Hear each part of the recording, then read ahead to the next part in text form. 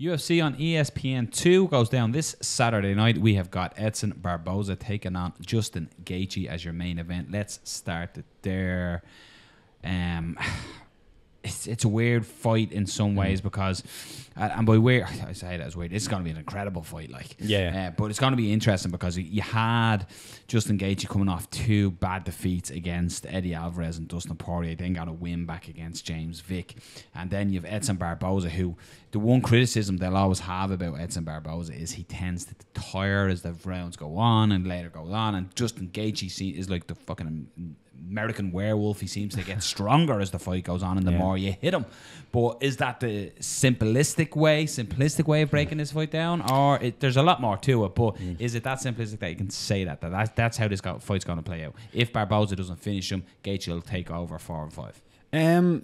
Maybe, I don't know, like Edson Barboza in his last fight done a good job late, not even late, like mid. You could clearly see he was slowing down, but I thought his work to the body and his work to the legs, which he, the legs he always does, was really, really good. But Gaethje is a different animal in that sense. Like it's not that he doesn't look. He gets stronger in a way because I think once the other guy starts to get slower, he kind of can see that and he kind of comes on stronger. Even though he does gas out himself at times, probably because he takes so many shots. Probably. But it is interesting that Justin Gaethje and Edson Barboza coming in. You kind of know what both of their game plans are going to be. You look at Justin Gaethje, he's going to come in, he's going to scrap. He has wrestling, but he doesn't really like to use it. He admits he doesn't really want to use it. Not sure why. He wants to be exciting. That's probably the only reason. And his style is effective against, most guys he does fight.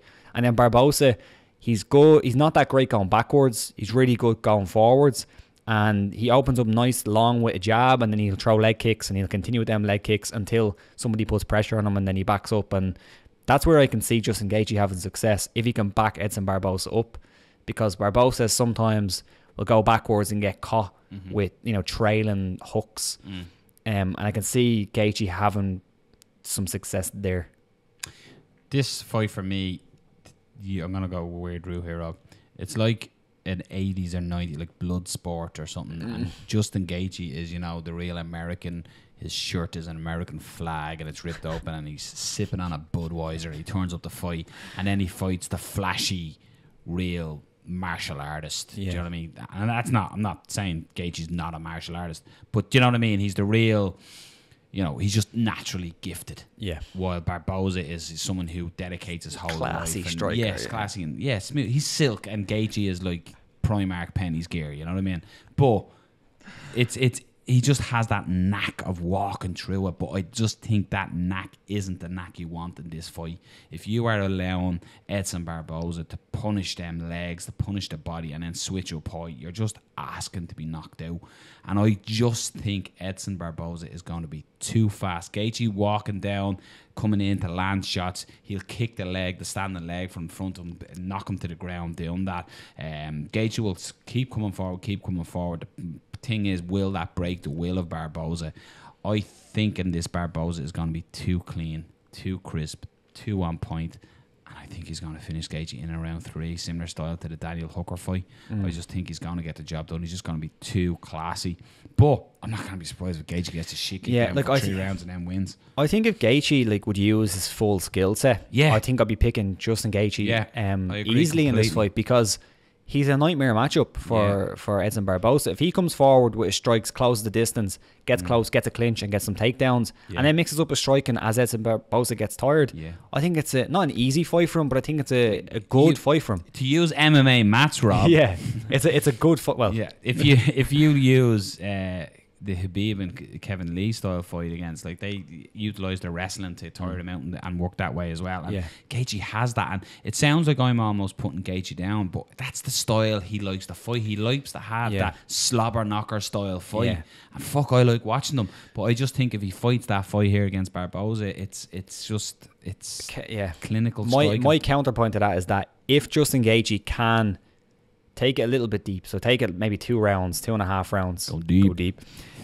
No, it's coming. Yo, April. I think he has a great shot here, because I think as Edson Barboza gets tired, he gets less classy, gets less technical, and he will brawl with people. Yeah. He brawled with Dan Hooker, Yeah. and Dan Hooker's legs were just too chewed up. Yeah. And the great thing about Gaethje is Gaethje kicks the legs very well as well. Yeah, he does, yeah. His leg kicks are phenomenal. Just think I think there's a slight is even. I think it's bigger than a slight in speed. Oh, just think yeah, there's yeah. so much speed. I think in Barboza. I think early, and not even early. I think early he's likely to get caught. But also, with spinning attacks later on, he can get caught as well because he does leave himself open. But I'm going to go Justin Gaethje just because I think he's going to smother Edson Barboza's techniques, not with wrestling, but with strikes. Wrestling. And just get him up against the cage, or at least get him close to the cage, and just not allow Edson Barboza to land the shots that he likes to land, the front kick, the spinning back kicks, even the leg kicks. I think he's going to be coming forward too much for him to do that. I'm going to say Justin Gaethje. Wouldn't be surprised either way, but I'm going to go Justin Gaethje to win by a stoppage. Mr. Taylor. Myself and Rob were speaking earlier, and I said that this card is very well matched based on. Speaking without me. Yeah, briefly. You were busy actually doing the work compared to us two. Sounds about right. So I said that this card is very well matched because I had a look at the odds. I didn't obviously tell him any, but Justin Gaethje. Rob already knows. Justin Gaethje is 5-4, and Edson Barboza is 4-7. Rob's delighted with himself Didn't here. pick a favourite. Broken clock. Unbelievable. I really want to pick Gaethje because I love watching him fight, but I'm struggling. I'm leaning towards Barboza on this one. Boom. Fair enough. Yeah, It's a Barboza. it's a wouldn't bet on it. Maybe say stoppage or something. I probably will. Yeah, lovely. Comment event sees Dave Branch taking on Jack Hermansson. So torn in this fight. It's a tough one. So torn on this It's a very fight. tough one. Yeah. Because you can argue since Branch has come into the UFC, it hasn't been going all his way. There was a lot of hype, rightfully so, about him coming over, but he's gone loss, win, loss. Now, in fairness, he had, the likes of Jocko and then Luke Rockhold very quick, you know what I mean? So Luke Rockhold, though, he hurt Luke Rockhold in that fight. yeah.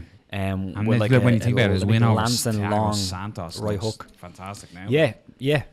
He hasn't lost against bad fighters. He's lost against really good fighters. Yeah. I'm really torn on this one. Originally, I'm going to say who I'm going to pick in it, but originally I had Hermansson, and I've changed my mind since to Dave Branch, for a couple of reasons. First thing, I think the reach is interesting from Dave Branch because he has a 79-inch reach and he does use it. Not that he doesn't like throw a jab and play at range, but he uses it coming in, and it's quite deceiving. If you look at the Luke Rockhold fight, Luke Rockhold was backing up, and I think he thought he was out of danger, and Dave Branch just jumped into a leaping right hook and stunned him and hurt him, and he could have finished if he landed a few more shots. He was finished by Cannonier in his last fight, but I thought he looked good all the way up until then. Cannonier does hit hard. Yeah, coming down. I just think he got caught. He got a little bit sloppy in the pocket. I don't think Hermansson's as big of a puncher. And I also think that Herman does a similar thing to Wonderboy, that they're completely different fighters, but he'll like leave his chin up and kind of move backwards, kind of just fade backwards rather than head movement. And I think Dave Branch could catch him, similar to what you're doing with Rockhold, and maybe get a finish. Again, it's kind of like the main event. I'm not very confident on it, but I'm going to go with Dave Branch to win, maybe by a finish. But yeah, it's a tough fight. I agree, it is a tough fight. I am torn as well. I don't know. It's just I had him wrote down originally, Hermansson. like I changed. MMA Mats, he has a loss to Thiago Santos. Branch has a win. Thiago Santos, Talis good win against Talis Laitis, and his recent one against Gerald Mearshart. It's almost like I'm a professional at this. Probably wasn't even it. Yeah, probably not. Just own it, Say anything with confidence. I'm torn, and like the thing is, like when you look a lot of the wins by Hermansson, a lot of them are on the ground and pound and stuff, and Branch is legit down there. Probably better. Absolutely, on the floor. yeah, absolutely legit. I'm torn on it, and I have to say, like, in some way, I'm doing, I think, what you done. I was swinging that way, and like you've sort of talked me into the Branch as well. It's more so when you start looking at who he's fought, the losses that he's had, like as in the Cannonier, like he's a monster coming down, like, and he looked fucking fantastic in that fight. We all actually look like a different person. He 100% looked like a different person. We all went with Dave Branch in that one. Yeah. And sure, fuck it, let's stick with that. I've lost money on Dave Branch before. Yeah, I just think like Hermansson's, a lot of his wins come on the floor with either submissions or TKOs from ground and pound to strikes, and because that's normally how ground and pounds win with strikes. That You've happens, never beaten anyone Thanks with for ground and pounds submissions. Yeah, thanks. Yeah. Let me tell you something about judging. That was said to me the other day. It was quite funny. Yeah, I'm gonna go with Dave Branch, and I'm actually gonna say he's gonna get a submission. Fair enough. Yeah. Heel hook. Okay. Specific. He's like, all right. 2 minutes and 26 seconds of round number 2. We've got a full house here, lads. They're all going Dave Branch. And what? Here's the favourite. You may pinch yourself here because Rob's picked another underdog. Don't bet on this. Pinch yourself at home. I thought you were folks. going with Thanos there the way you done that. You went. Yeah. The hand was up. People at home didn't see it, but when Rob originally went with his pick, I turned an old. I went, yeah. What's going Wow. on here? Rob picked another underdog, so Dave Yeah. Branch is even money and Hermansson is 8-11. I do think Branch is good value. I'm surprised I by like that. Br- I Yeah, like Branch here. that's a bet. Yeah, that is a bet. For me, that's a legit bet. Yeah, Yeah. I think so. Right, Moving on. the menace Michael Johnson taking on Josh Are you Emmett. broken now? No, I'm thinking about it. I'm like, that's a bet. No, I'm thinking, It is a bet. I'll stick it. Yeah. Let me stick a tenner on that. So that's what I was thinking. Like, so I was going. Yeah. I was mentally putting that in the Alright. little filing cabinet for Saturday nights in Yeah. home on the Owl app on the phone. Yeah. So Josh Emmett takes on Michael Johnson. What's your thoughts on this one? I think this is a really tough fight for Josh Emmett to come back. Josh Yeah, Emmett very difficult fight. out after that horrific knockout. That was the obviously fight talk effect as well. Jesus, yeah, we had him on before. Super nice guy, and I hope he comes back and looks good. But man, he's been off for over a year.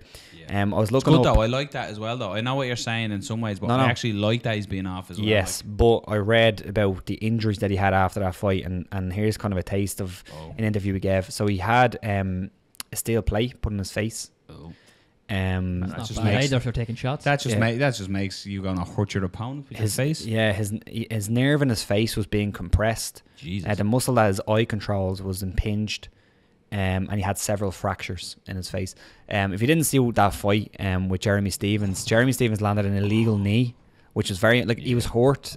Josh Emmett was hurt from strikes, but he landed an illegal knee. The ref done nothing, and then landed a big shot that dropped him, and then landed 2 late ground and pound shots. The referee was a little bit late on that one, and it was pretty bad. It was one of the worst knockouts you'll see, and there's a reason why he was out for so long.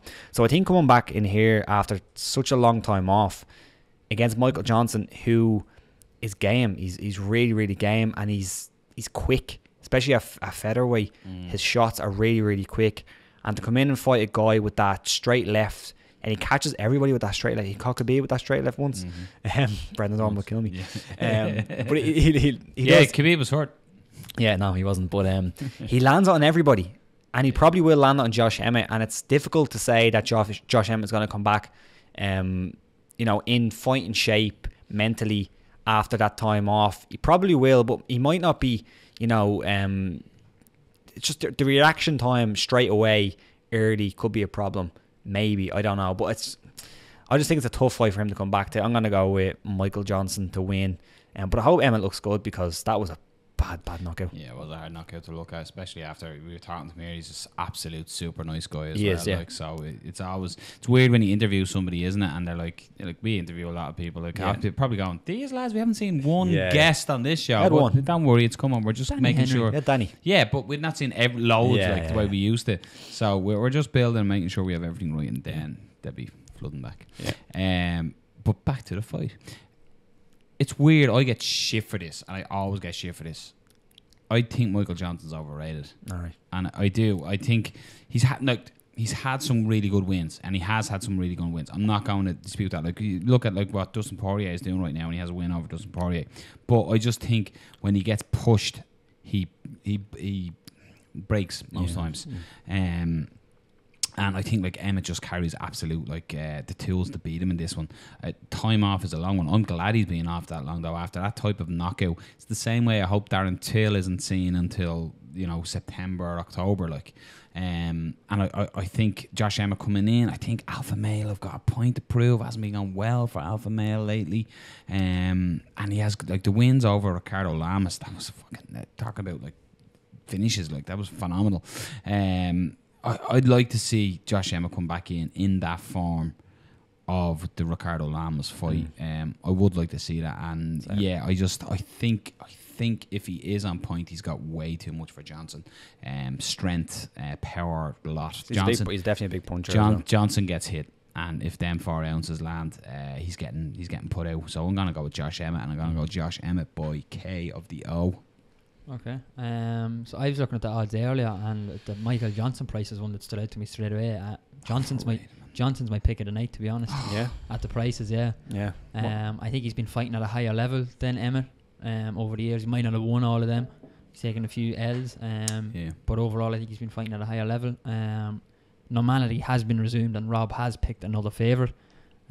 Johnson, it's a slight. That's interesting, though. A very slight favourite, though. So Johnson's 4-5, and Emmett is even money. So not surprising, just because of the layoff. I sort of like me saying Michael Johnson's overrated. I don't mean that in a really bad way. I just think people build him up to more than he is. Yeah, he's a good fighter, but you don't think he's quite he's clearly a world class fighter fighting in the UFC for as long as he has been. Yeah. But that sounds weird when you're saying that.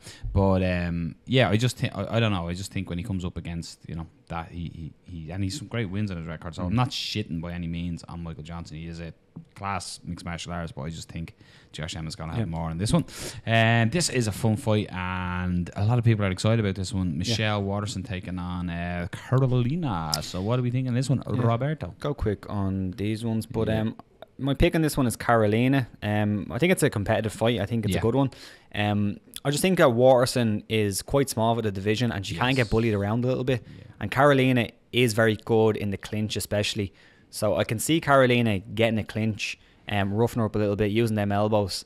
Because Waterson does her best work, at least on the feet. Like, she's actually a really good grappler. But at least on the feet, she does her work at range. Those teep kicks, the front kicks to the face. She almost uses her kicks like a jab, almost like Wonderboy as well. Bringing up Wonderboy a lot in this episode. But I just don't think that Karolina is going to let her fight at range. And I think once it gets into close quarters, into a clinch position, I just think Karolina is a bit too strong. You could see her when she fought Rose Namajunas, who was also pretty decent in the clinch, but she got chewed up in the clinch by Karolina. And I think we're going to see a similar fight. I'm going to go decision Karolina, just by outworking her in clinch range. I agree. I think Michelle Waterson, as you said, Sean, about Michael Johnson there a moment ago, I think Karolina has just been in there with the tougher fighters. She's coming off a heavy loss to Andrade. Like that was some knockout. So you have to consider it. That was serious. So it'll be interesting to see will her tactic change. But the only losses on her record are Andrade, Claudia Cadea, and Joanna Jędrzejczyk. So do you know what I mean? She's fought some of the best in the world and has wins over some of the best in the world as well. A win, of course, over the reigning champion. I just think all round, I think her striking is better. I think Michelle Waterson sort of lands her strikes, but they're not landed with any demon intent. They're like scoring shots. Yeah, you can see she was a point fighter at a point. Like, she does have knockout ability, but it's not. Karolina wants to like take her head off with some of her shots. Yeah. Sharp elbows in the clinch. I think she'll light her up in the clinch work, and I see Karolina getting this done. Probably got a distance, but I see her actually badly bloodying up Michelle Waterson that she won't have to. What's there? Sean, what's yours in this one? I'm a big fan of Michelle Waterson. Don't like to see her getting bloodied up. As a fighter, Cool. It's some innuendo there. The odds say Karolina will win. It's hard to disagree with them. 8-13 on Karolina and 6-5 on Michelle. As much as I love to pick Michelle, I can't really. Cool. Just let's fly down. This time is getting in the essence of us here. The great Paul Craig, another former guest of the old show, takes on Rob, I'm going to try it, Kennedy Nzechukwu. Is it? Don't know. I doubt it. Nzechukwu. Let's go Kennedy. Good stuff for effort. Well done. Kennedy. Yeah, well done. A+. Former guest against Kennedy. What have you got? I don't know. I'll be honest, I don't know a lot about Kennedy. Yeah, I've watched him on Dana White's Contender Series, big knockout, very, very impressive. And you look through his career, has a lot of knockouts, powerful striker. And I think he's a guy that can give Paul Craig some problems. Paul Craig does have problems on the feet at times against big punchers. Yeah. And I'm going to go with the undefeated fighter. I'm going to go with Kennedy to take this one. Paul Craig, if he gets on the floor, I haven't seen, again, I've just seen him on the Contender series. He looked impressive, but we haven't seen much of his ground game. So Kennedy could be, like, you know, if you look at him and you can say, oh, all them knockouts, brilliant decisions, you're going to think most likely he doesn't have a great ground game. But you never know. But I'm going to go with him to win by strikes, probably early. I'm going to go with Bergio on this one. I just think when you look at his losses, like Tyson Pedro and Cahill round 3, like they're big punchers. But it's sort of, when you see what they're doing now, like round 3 went on and he knocked out Saki, like, do you know what I mean? And Pedro was on a tear still, you know what I mean? So he's fought good guys early in their career. So I think them losses look, at the time they look better now, yeah, exactly. And then that home run, like, he potentially could have been on a 4-fight losing streak, because the win over Makomed, that was like a second to go. He was losing that fight and he got the triangle choke. So yeah, I'm gonna say Craig going to get it to the mat and get a submission. He's a submission specialist, so he tends to keep the head up a little high. That's a tall man's foe, unfortunately. It looks with a lot of fighters, but yeah, Paul Craig, get it done. For me on that one. Odds, I'd say big favourite there is Kennedy, is it? Yeah, so Kennedy's, I think he's the biggest favourite of the night. So he's 4-11, and Paul Craig is 15-8. So if you like Noel's pick of a submission, you'll probably get a big price on it. Yeah, nice. You know, met Paul a good few times. He's a nice fella, you know what I mean? The old friendship pick, you know. But he's up against it. There's no doubt about it. He's absolutely up against it. Opening the main card is Moraes taking on Yusuf. It's again 8-1 taking on 11-2. I'm gonna go Moraes here. Good striker. Not the biggest knockout artist in the world. But he moves well. I like the look of him. And I haven't seen a whole lot of Yusuf, if I'm honest. I watched a few highlights. Again, he's a striker as well, so I think it's going to be on the feet.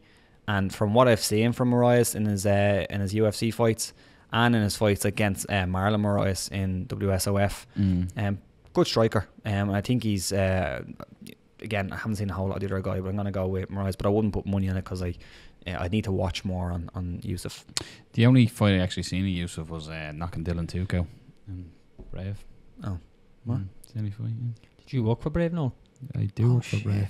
You do work for Brave. That's that guy. Yeah. Return of Noel. That's the only fight I've seen him. So I don't know a lot about him. Well done, John. But what? I just let you work for Brave. Oh, right. So that's the only fight I've seen. Yeah. I was tuning in and watching that one. But yeah, I'm gonna go with him. Like, he's power. He's a power knockout fighter. I don't know. Yeah, I met him. No, he's looking at his record. Yeah. I'm doing the Mike Perry pick. Remember I done the Mike Perry pick? Yeah. You're like, hey, no, all knockouts. He's a shadow. I'm gonna pick the shadow on the card. So yeah, I'm going with shadow. He was a shadow on the UFC card. Yeah, the UFC website. When they black someone out because they don't have a picture of them. So it was just like, Mike Perry. And then he turned up and was an absolute dick at the weigh-ins. Remember that? You're like, oh shite. I'm like, oh god, don't want this guy to win. And now he's hilarious. Yeah, he's absolutely hilarious. So yeah, we're not gonna look at the undercard. But I done it. My picks were terrible, and my outsider picks the last time were really bad. So this time we'll go with David Branch, Josh Emmett, and go on. Sure, we'll go mad, and we'll throw Yusuf in there for a pick as well. So that's Yusuf is 1-2 just because we didn't call that one out. So okay, so Rob actually picked another underdog. Jesus, shocker. So yeah, Yusuf, Emmett, and Branch is my 3 pick. So apparently, if you press this button somewhere here, it subscribes and you get all the notifications for the show. So hit that button there. You have to click the bell though to get the notifications down the bottom. Make sure you hit that, and they get the ringer things because Rob didn't know. So it's the button there or there. It's somewhere roughly around that area.